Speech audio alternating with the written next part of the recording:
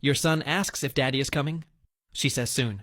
You watch them turn the corner, and the street is empty, and the house is empty, and you realize the man on the highway did not need to come find you. He already destroyed your life from 40 minutes away with 12 words. Instructions impossible to follow, and a threat impossible to verify, and the combination has done what a bullet would have done. It just did it slower. You go to the police, not the local police. The state attorney general's office in Monterey. You wait 3 hours. A man in a suit asks you to describe what you saw. You describe everything. The highway. The SUVs. The man on his knees. The sound. The face of the man who tapped your roof. The man in the suit writes nothing down. When you finish, he thanks you. He says they will investigate. He says you should go home and not discuss the report with anyone. He uses almost the same words the man on the highway used. Go home. Do not talk to anyone. You walk out and understand with absolute clarity that the man in the suit and the man on the highway operate in the same system.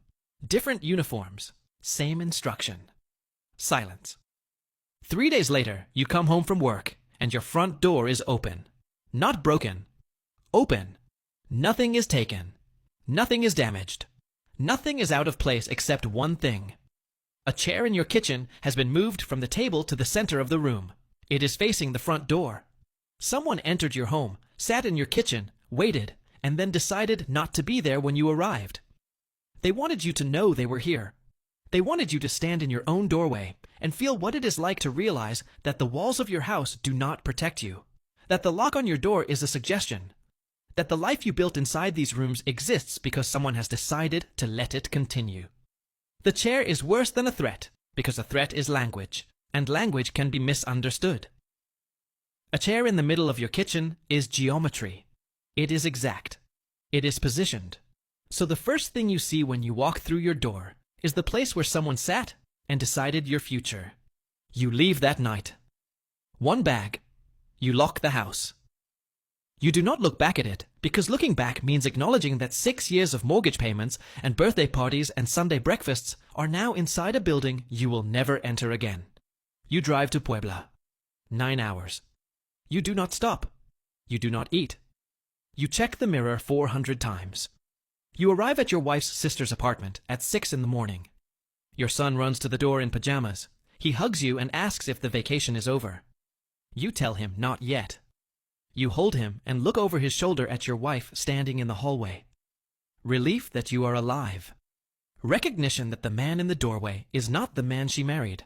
That man drove at night. That man did not check windows. That man slept with his eyes closed and lived in a house where chairs stayed where you put them. You do not go back to Monterey. You do not go back to your job or the house you spent 6 years paying a mortgage on. You leave everything. The college mails your final paycheck to your wife's sister's address. You find work in Puebla teaching math at a secondary school for less money. You rent a 2-bedroom apartment. Your son starts a new school. He makes friends. He stops asking about the vacation. Children adapt because adaptation is the only technology children have. Your wife does not adapt. She carries the highway with her the way you do. She still locks the bathroom door when she cries. You still check windows. You still cannot drive at night. You still see the man on his knees every time you close your eyes. The 3 seconds on that highway are louder than every other second of your life combined. You did not commit a crime. You did not make a deal. You did not take money, or cross a line, or shake a hand you should not have shaken. You drove home from a wedding on a highway you have driven 100 times. And at 1:47 a.m., the road decided that everything you were before that moment and everything you would be after were 2 different countries. The border between them is a sound that should have been louder for what it did. You live in the after now. Everybody in your family does. Your son will grow up, and he will remember a vacation to Puebla that never ended, and a father who stopped driving at night, and a mother who locked the bathroom door. He will not know why until he is old enough to ask the right questions. And when he does, you will have to decide whether the truth protects him or puts him in the same country you have been living in since that highway. You will probably tell him what your wife told him when he was 8. Daddy's eyes are tired. Because some lies are not deception. They are architecture. They are the walls you build around the people you love to keep the sound from reaching them.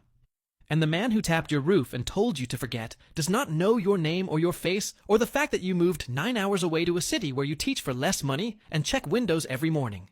He forgot you the moment you drove away. That is the difference between you and him. For him, it was a Tuesday.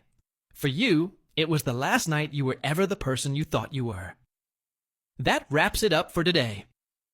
This story is fiction, but across Mexico, thousands of ordinary people have witnessed violence they were never meant to see, and now live with a choice the system was never designed to help them make. Report and risk everything, or stay silent and carry it forever. If this one hit different, drop a comment and tell me what you would have done on that highway.